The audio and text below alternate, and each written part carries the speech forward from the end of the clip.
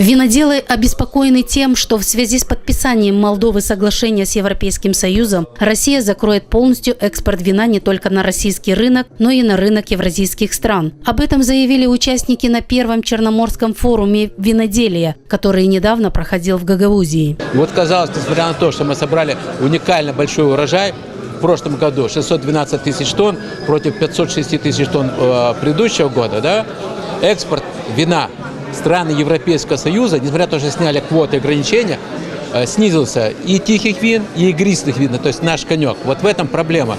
И если страны таможенного союза, а Россия будет давить и на Казахстан, и на Беларусь, потому что были и закроют нам Казахстан и Беларусь, то это будет просто кошмарно.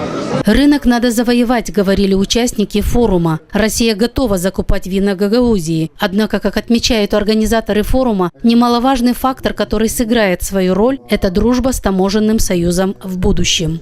То есть Россия и Гагаузия, как регион винодельский, должны дружить. И мы должны дружить и с другими виноделами. Вы понимаете, нет виноделов в Черноморском регионе, которые были бы русофобами, плохо относились к России, плохо бы относились к Евразийскому союзу.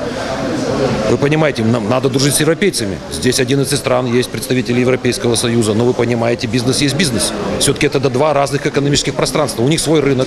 Сегодня на рынке последние годы сформировались транснациональные корпорации, которые имеют продажи в миллиарды, подчеркиваю, долларов. И они уже скупили армянский коньяк, скупают грузинские предприятия и так далее.